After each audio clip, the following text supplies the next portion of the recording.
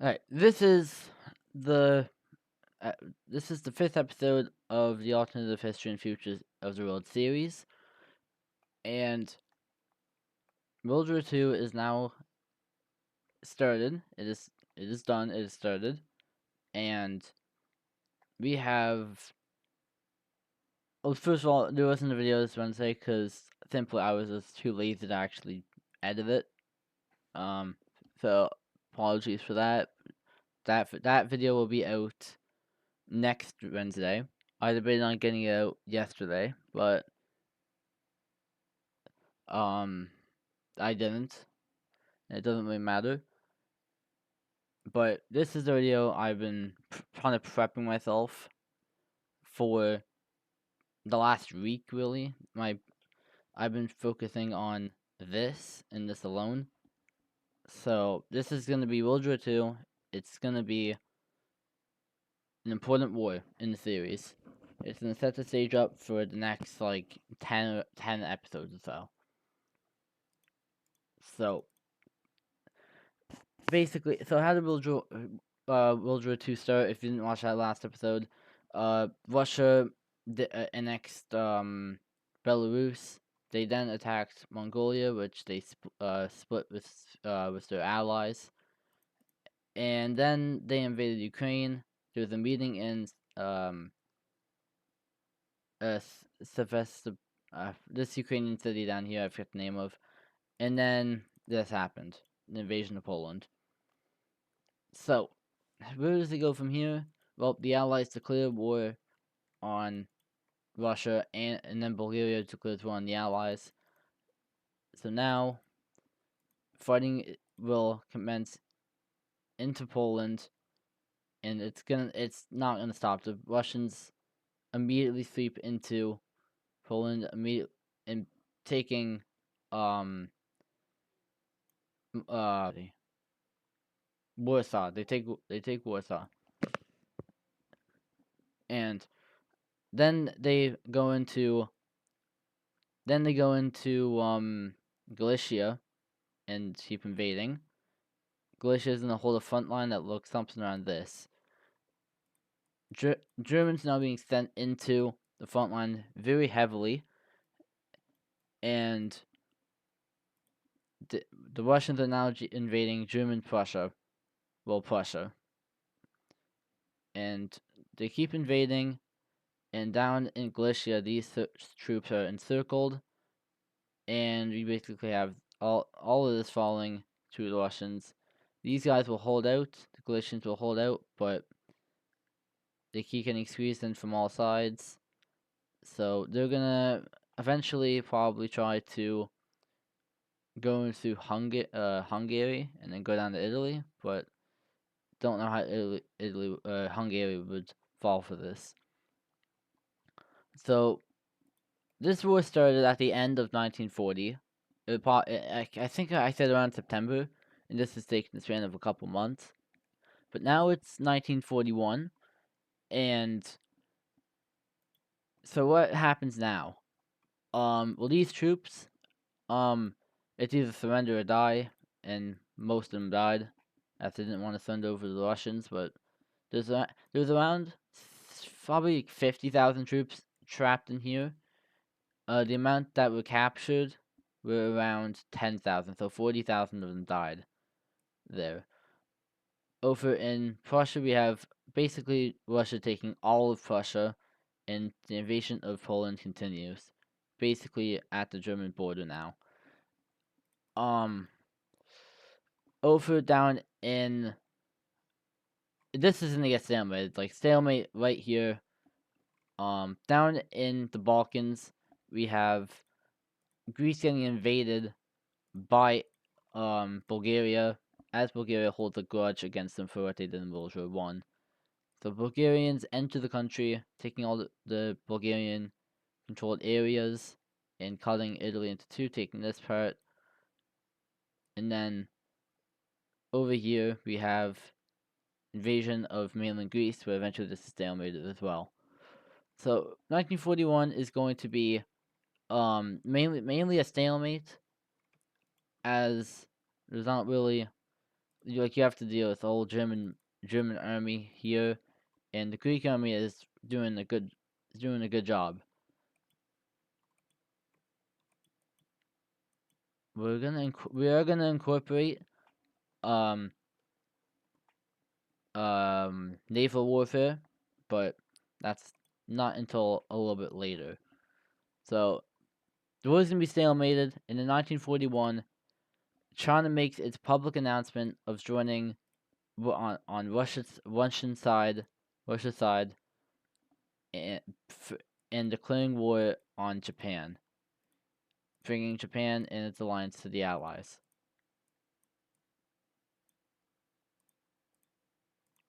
In this public speech, we have um China declaring war on Japan, and Japan's like, "Yo, bring it. We defeated you when we were weak. We're stronger now. We're the third strongest country in the world, just behind Russia."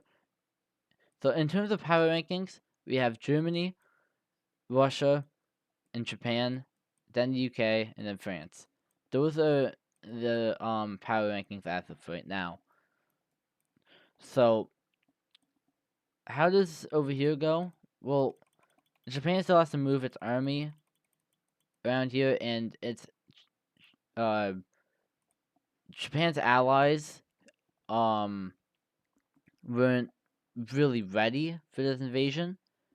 So what we do have is China invading into Manchuria and having little incursions inside this specific province, but there's a lot of Japanese troops stationed here as they feared that this would happen. So there's a lot. There have two invasions, one to the north, one to the south. Not much really happens. It's just like minor skirmishes around the border. Really, a day later, Russia does declare war on non-China declares war on Japan, but will it matter? Most likely not. Um, over in Europe, it's still a stalemate. And nothing is really gonna happen. Like in the early stages of this war, it's gonna be heavily be stalemated, as the Allies they were ready, but due to the fact that Russia is such a strong country now, it's gonna get it's gonna be stalemated. But what we do have is the invasion of the Grand Duchy of Baltic States going exactly how you would think. Grand Duchy of Baltic States gets invaded, and the capital is probably Riga, like right there. But eventually, it's taken and pushes into the state happens, and then it just surrenders over to Russia. So now we now have it's being stalemated now.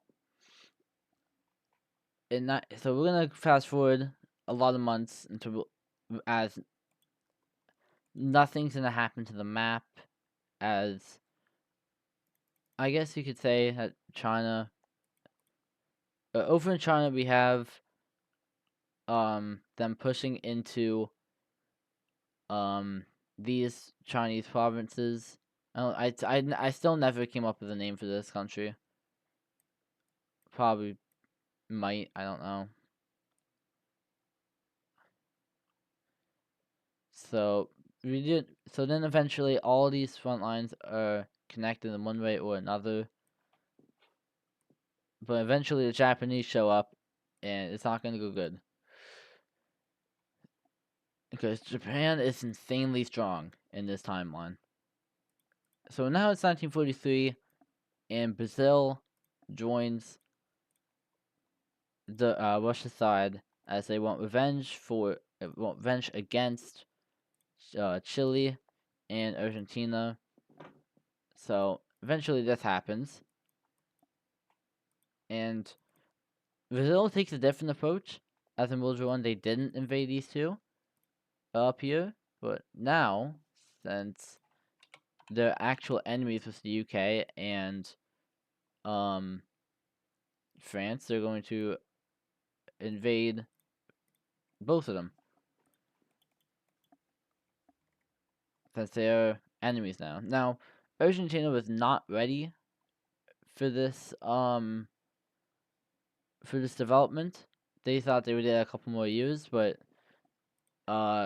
we have a steamroll of Brazil troops running into the Argentine parts of Bolivia as Brazil wants to reunify the country. So we have Brazilian troops enter over here, and over here, it's bad. We have this proper of Argentina getting slapped by Brazil's military as Brazil prepared for this invasion, and it's going good for them. So, over in Europe again, we have Romania joining in on the Eastern Bloc alliance because they want to get. They just thought they just a Russian leaning country since they're right on the border now.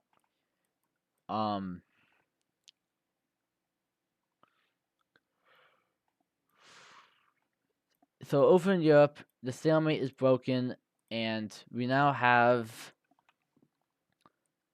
an invasion into. We now have an invasion into more German lands as the Russians storm through the land, and eventually they meet up to modern day Germany and take Berlin. Now, the German leader was in Berlin, but fled to Frankfurt, all the way down there, and they now are hyperventilating because, like, how did this happen? How did we let all of our allies over here fall? So they're kind of like they're holding this front line here, and the Russians can't get past. So that's now a stalemate again. Over in down over in Asia, we have Russia declaring war on the Central Asian Republic, bringing Iran into the war with the Allies. So, how does this go for them? Extremely low. Way better than anywhere else, because this originally. We're gonna go a little bit of lore about this Russian general, but he was born down here. He was born really like right around in this section, but he was here for his childhood, moved down here, so he knows his place decently well.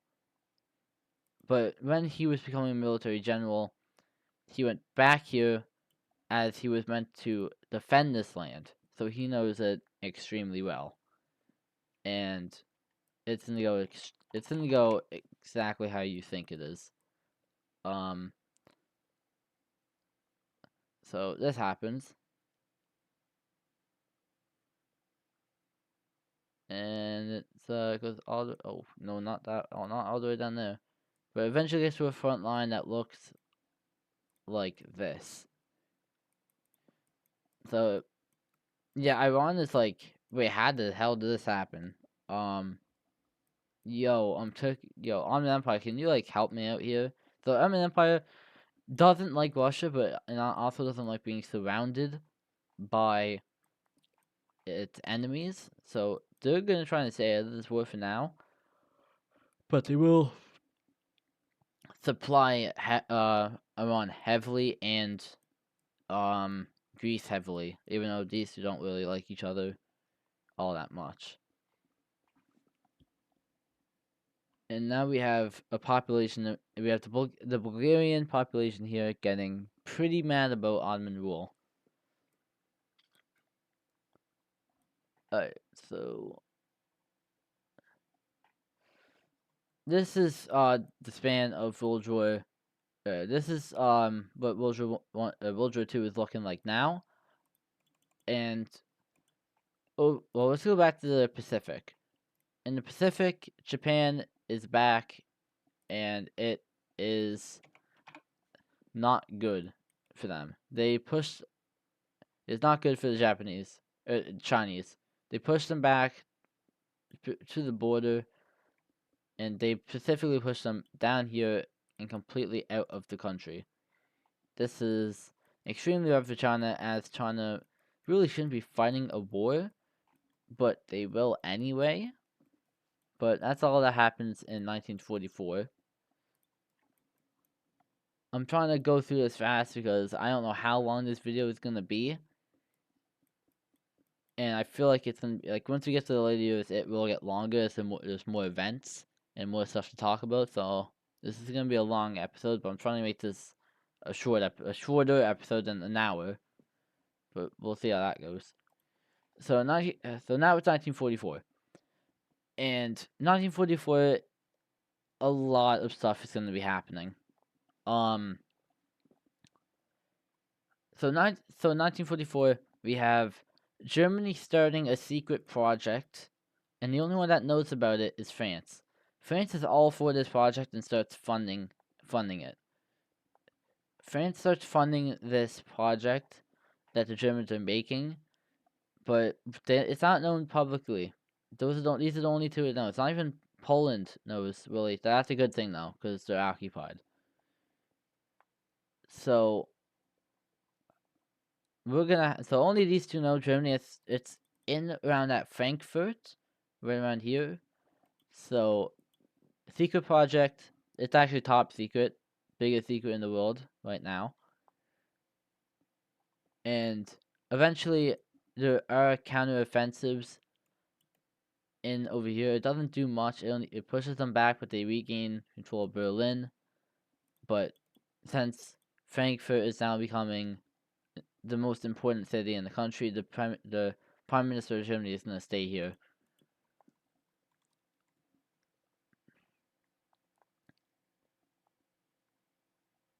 So over in the Central Asian Republic, we have them falling. We have them surrendering over to Russia, and an invasion of Iran.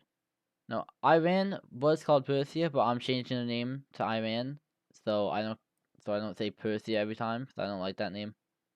Bias, I know. But eventually, it starts to get around here. So, the Ottoman Empire is starting to get very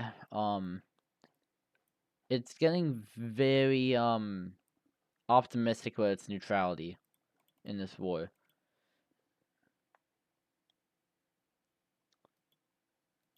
So now now the invasion of China is going to start. Now this invasion of China is not as easy as Japan thinks, as the Chinese military does not want to go down against Japan. As they lose the coast here, it's extremely bad.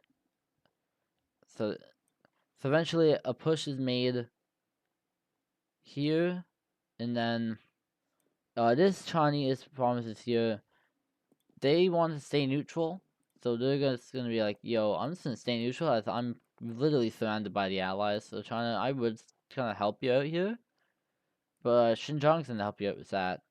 So Xinjiang does join on Russia's side, and this is now if you look at the map and the place where everything is, you have this alliance is mainly only in Europe and Asia. Like you have all the way down here, and you have over in Asia. The rest of the world is dominated by the Allies, and that's gonna put Russia on like a bad start, like a bad area to be in. So, what is Russia gonna do about this? Well, there's nothing they can really do, as allied allies here, allies here, and allies over here. Like, there's not much they can really do. Um,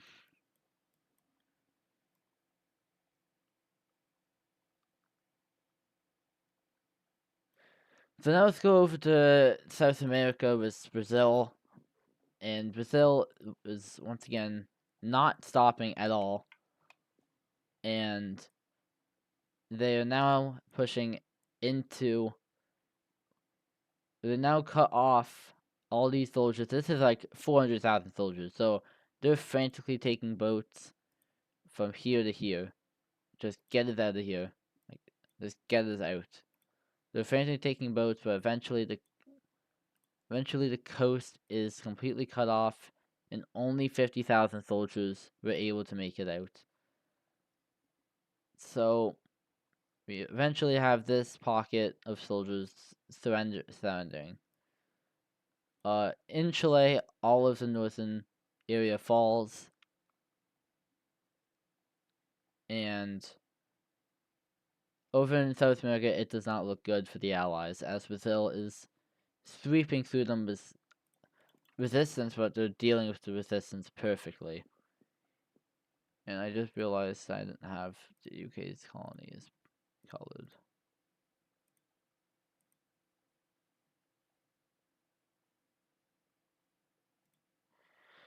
Okay, here we go. So down in South America, it looks bad. Like this is looking bad down here. Now over in Europe, we have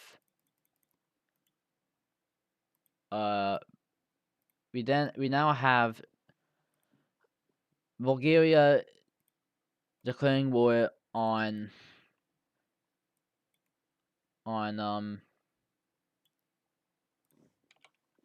Serbia, and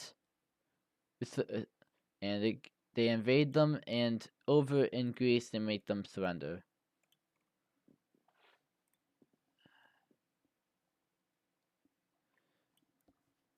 Italy is definitely sending troops into Serbia to fight against the Bulgarians and some Romanians, but it's not many. So we have a sweeping campaign up here, but it's not looking too good. It's now 1945. So now the war is plunged into. It's been 5 years of World War II, and I'm going through this pretty fast. And now I'm gonna start slowing down because it's gonna start getting more. There's 3 years left of the war, and it's only 20 minutes or 18 minutes into the video. So I'm gonna start slowing down, and because it's about to get longer, it's gonna get more complicated, etc., etc. So now the UK knows about the secret project going in on Germany, and specifically the city of Frankfurt. The UK is kind of like, why would you not tell us before?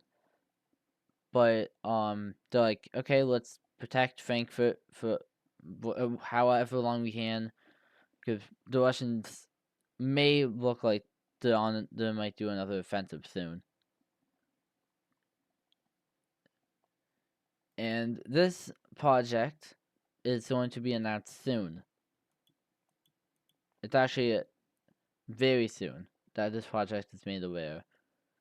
So down in down in South America, we have Venezuela joining in on the Russians, followed by the Colombians doing the same.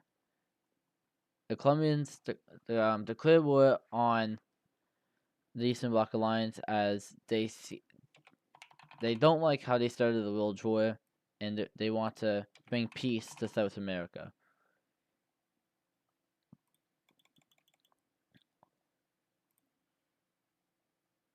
So, how does this over here go? It's not as good as you think, really. Yeah, Colombia just slams Brazil.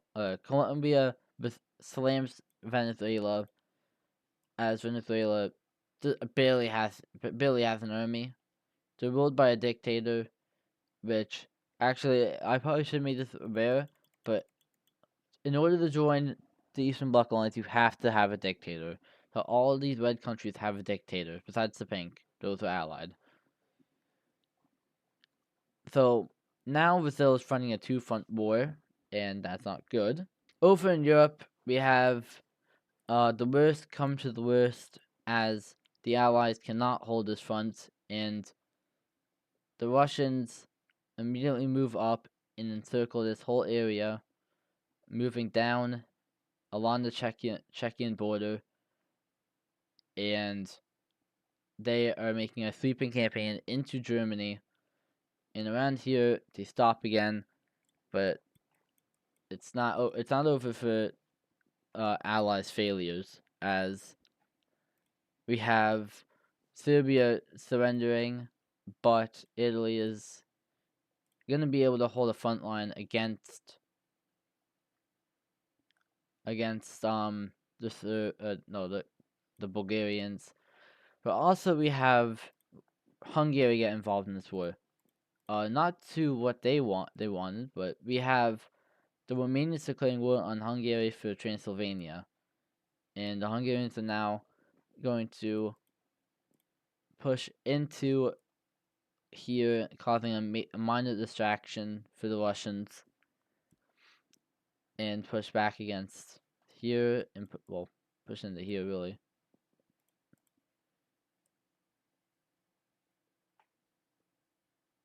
So Hungary is now involved in this war, and now Czechia is scared, because they're like, yo, we don't want anything to do with this war, but like, you're not gonna invade us, right?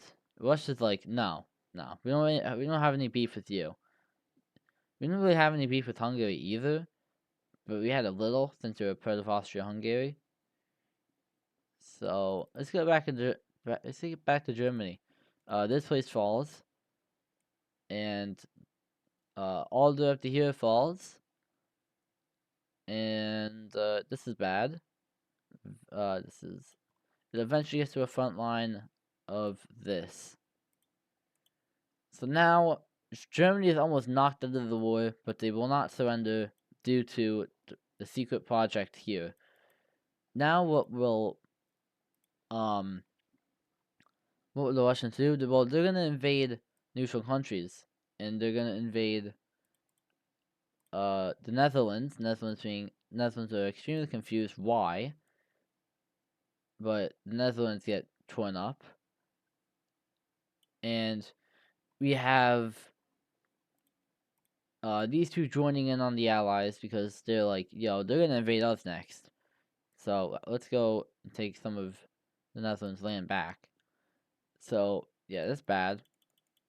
This was something.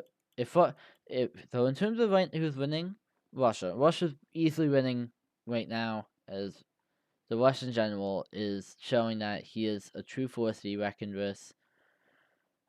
And it's extremely bad, and it gets even worse as over in South America, we have front lines that have gone down to here. So this has gone bad. So we are now going to fast forward a year and go 1946.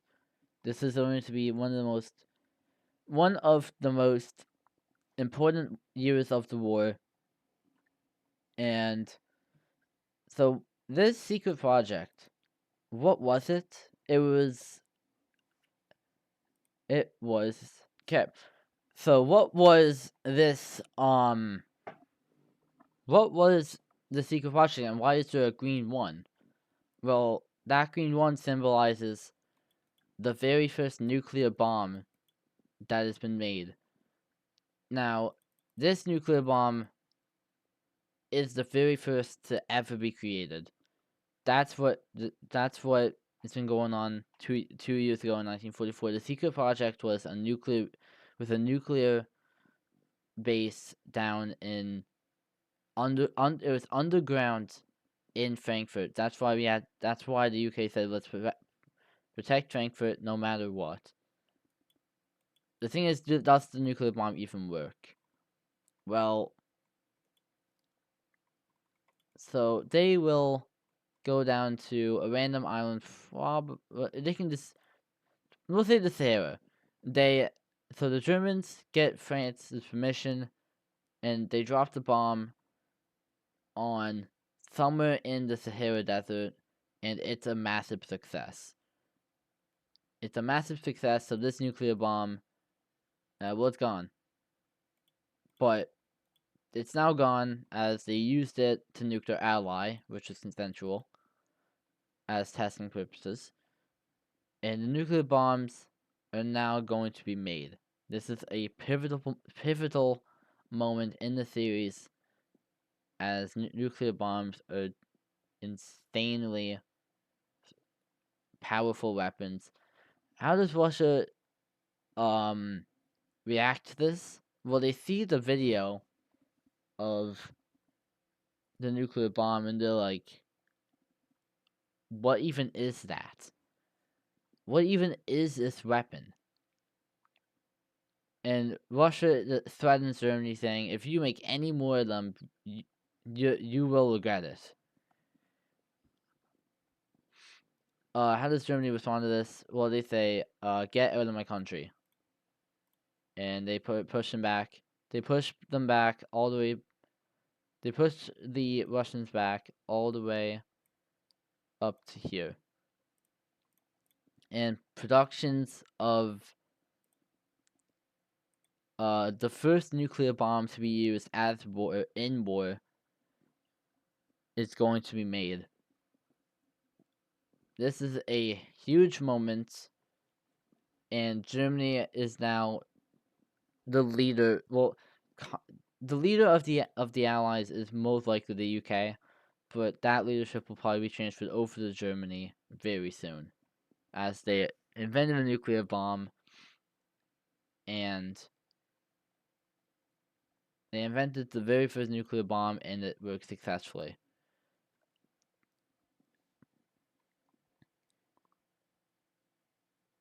And production of more nuclear bombs for this war are underway. So what happens to here? Well, we have nothing really happening here, as it's stalemated, and we have a pushback of the Hungarians to front lines like this. Actually, probably like this. So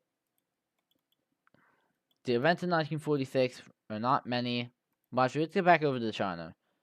So China is doing extremely terrible, as they are getting invaded by the Japanese very much. As there's fierce resistance. Like this is where the most resistance is, and there's a reason why these guys aren't kicked out yet. Is because they're resisting fiercely, and China is starting to crumble. China was getting a lot of help from Russia, which did recover, but China did not. China didn't recover, and it's now showing.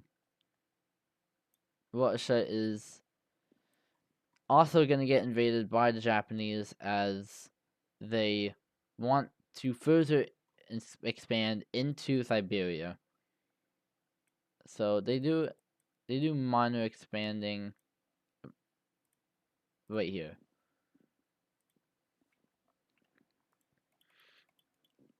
And over here, it's like very, very minor, as there's not much stuff you can do here. I mean, it's very minor, but it's really just territory they're going for, as they weren't able to get this in World War One, and their goal for World War One was to get all of like here, but she only got to here.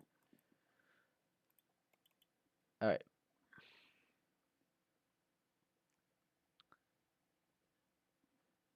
So we're gonna go a little bit in forward of 1946. We have Germany pushing the.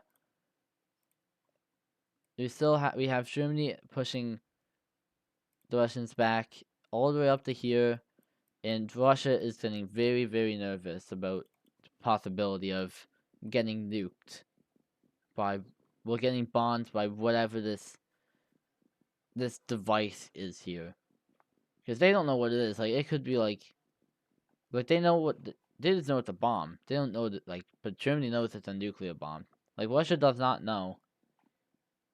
Um, Russia does not know what it is, and actually, what we have is finally the Ottoman Empire breaking their neutrality, and we have well, we breaking its neutrality in this war, as they were never really neutral, they're allied leaning. Bulgaria is instantly gonna get the jump on this and push them back and almost taking Constantinople or Istanbul. We have Russia pushing in here. Actually, we have the Ottoman Empire pushing in to like right around there.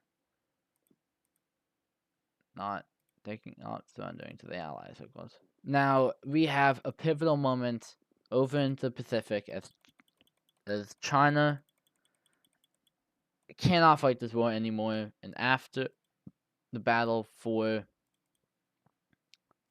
actually Beijing's already captured. Battle for this major city right there, it's lost, and China is now going to surrender over to the Japanese as they can no longer fight this war. This is a huge moment in the war for the Allies and the Eastern Bloc. With this, we have Xinjiang. We have Xinjiang also surrendering to the Japanese as they realize the Japanese are too strong to fight. Russia basically betrays Xinjiang as they're betrayed by them, but so they literally betray them and they start invading and occupying Xinjiang, which doesn't set well with the population at all. And they eventually hold the front line up to here, but of Japan taking all of the goals from World War I. This is a lot of land that Russia is losing, and they're losing it very fast. Russia doesn't really care about this land because it's basically useless. It's just like, hey, I have this land, you can come get it back. So that's basically that.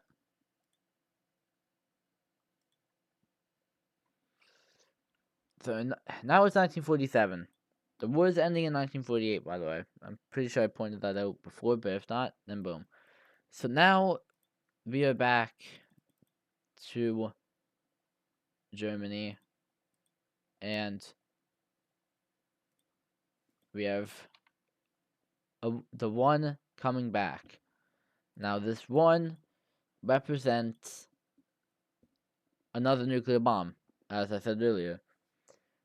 Now, the Allies are talking on where do we nuke? Where do we do this at?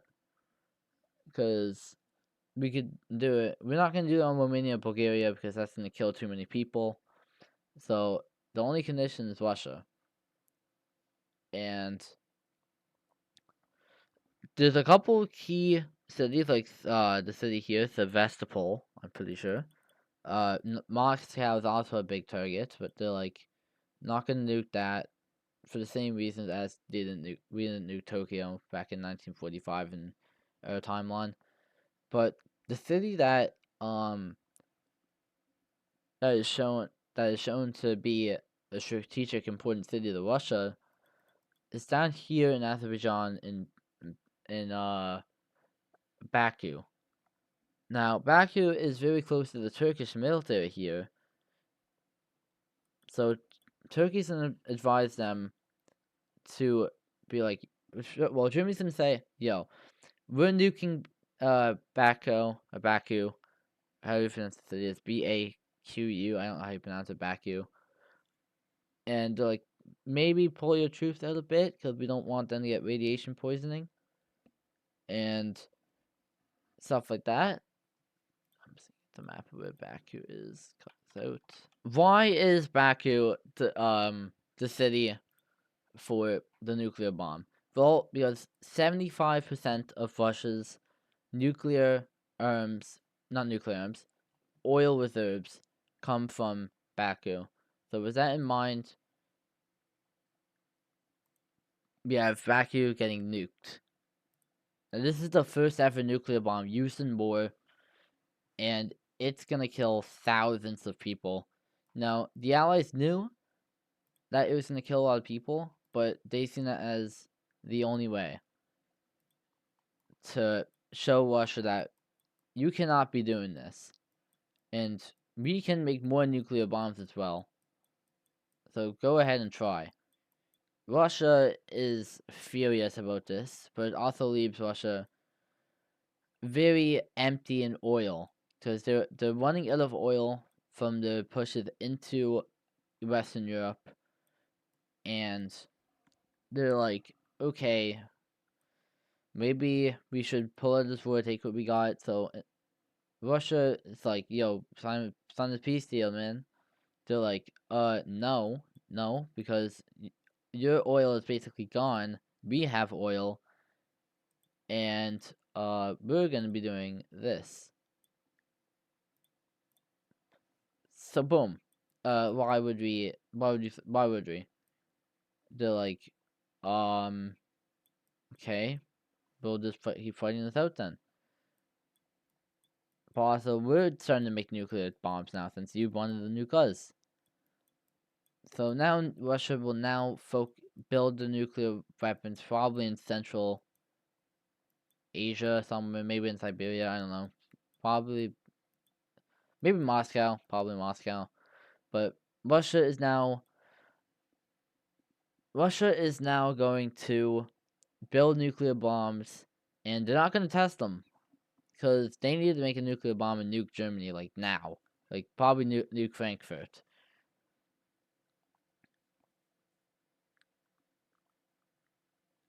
Now, the nuking of these two weren't really the Ottomans and the Iranians. The Ottomans and the Iranians weren't really happy with the nuking of Baku, and that's literally just because they have their army was around there, but it's fine. They're not really pleased about it, but it's fine.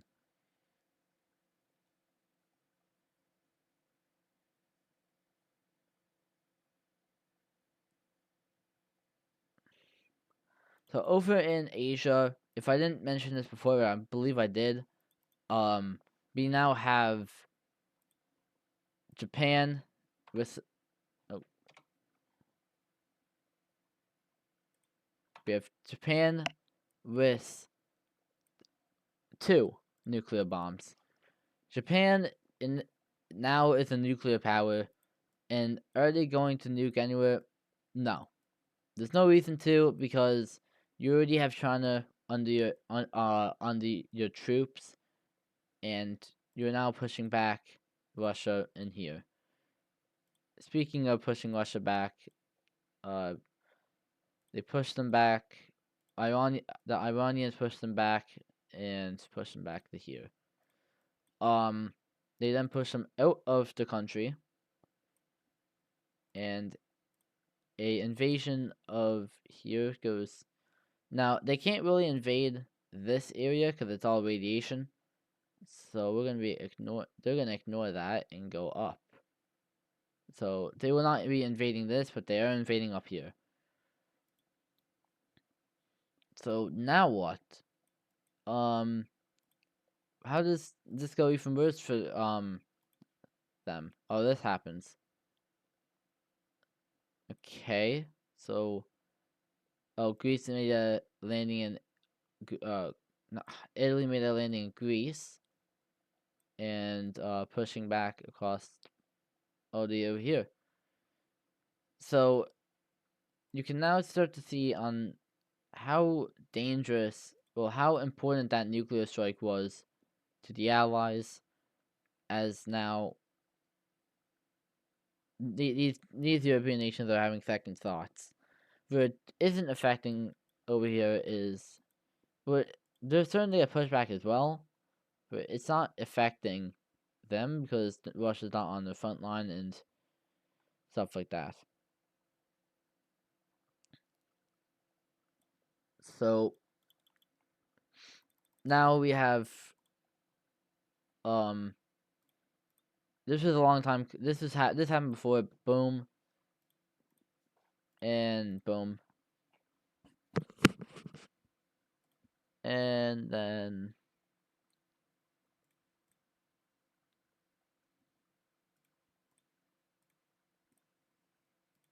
boom.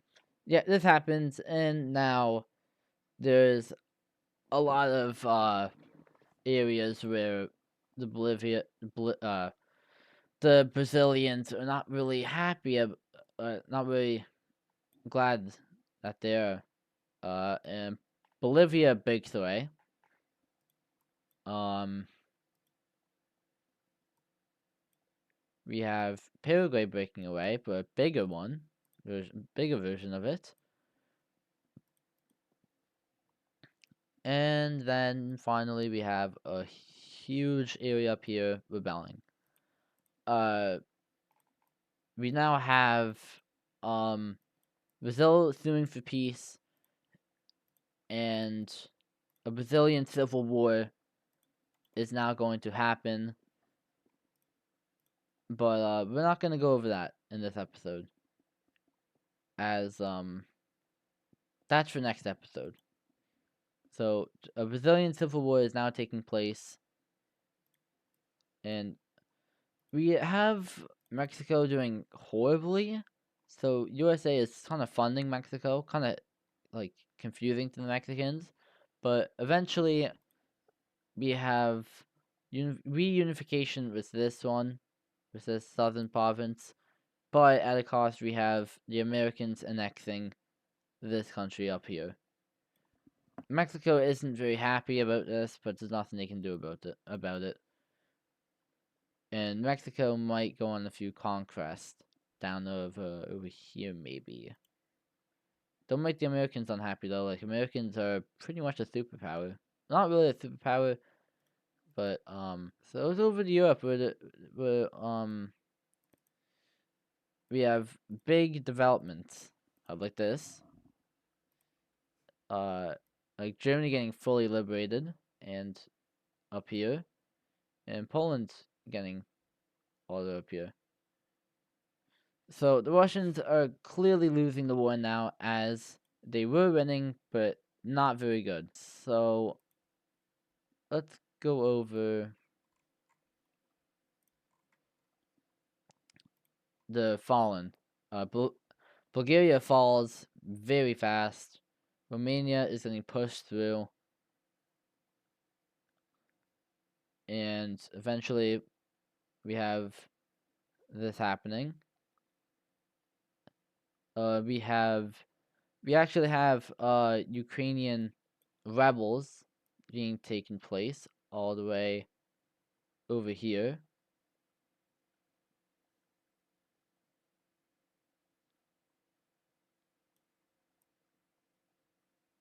So Ukrainian rebels will now take all that as Ukraine rebels from Russia, as they're not happy to be a part of Russia, as they lost their sovereignty. The Belarusians are happy. Who would have thought that? So, yeah, Russia's doing insanely bad. And now it's 1948. So now what happens? Well, we have Japan invading. Um, we have Japan invading this country as Japan seeks complete control of China, and really, after this they just have to go to Tibet, but India is not going to have that, so they're not going to do that. So eventually, after weeks of fighting, we have this country falling to the Japanese. This was a huge development as Japan is continuing to build nuclear bombs, but not many, because there's no point for them. And let's talk about Russia. Russia now has one nuclear bomb. Russia will use this nuclear bomb to nuke Germany, specifically Frankfurt, to stop them from producing any more nuclear weapons. But since they didn't test the nuke, you can't expect it to go well. So where will the nuke land? It's gonna land. The nuke's gonna land in a city in Finland. What will this do? Upset a lot of countries, as it's gonna bring Finland into the war, same as Sweden, but also America.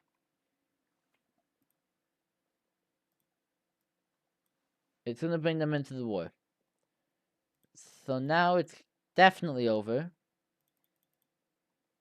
And so do you have any final words, Russia? You nuked Finland, and you're just gonna cause more Finnish land to be taken, more Russian land to be given to Finland after the war. So Russia's completely done. Finland pushed it into the country as they kind of planned this. They take St. Petersburg along as long at risk, Grand Duchy of Baltic State troops. I kind of hinted at this in a previous episode, and it's now happened. We have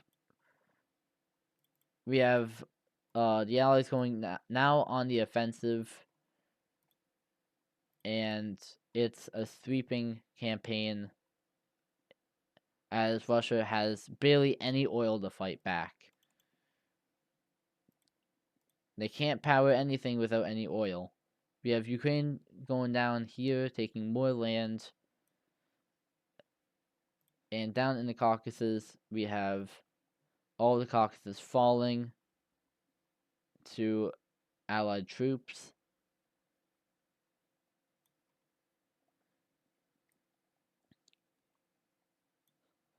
So let's keep this going. Eventually it's gonna get to like this. And the Battle of Moscow is taking place, and it is a Allied victory. Moscow has fallen.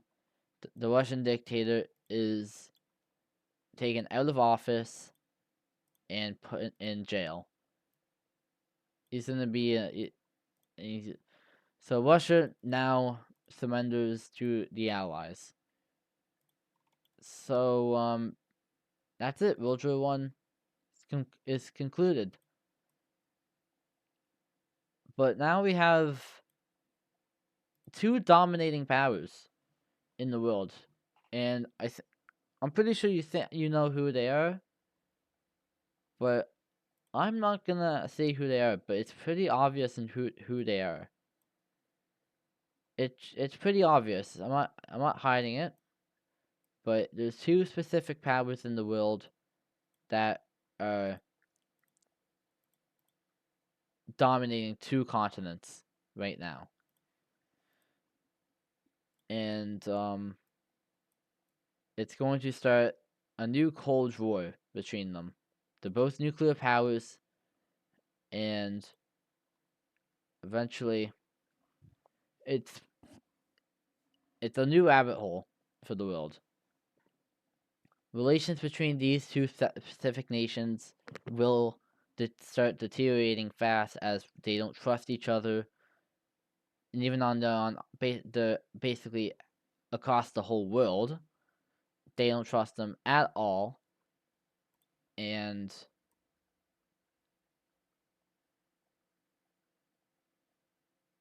I have to call it that. They don't trust them at all, and they don't trust each other. Now, these two countries are dominating two different continents. One is dominating one, and the other is dominating the other. It's pretty simple on who they are, but I'm gonna let you guys try to figure it out. It's pretty obvious though. So, Cold War is next episode. So, that's it.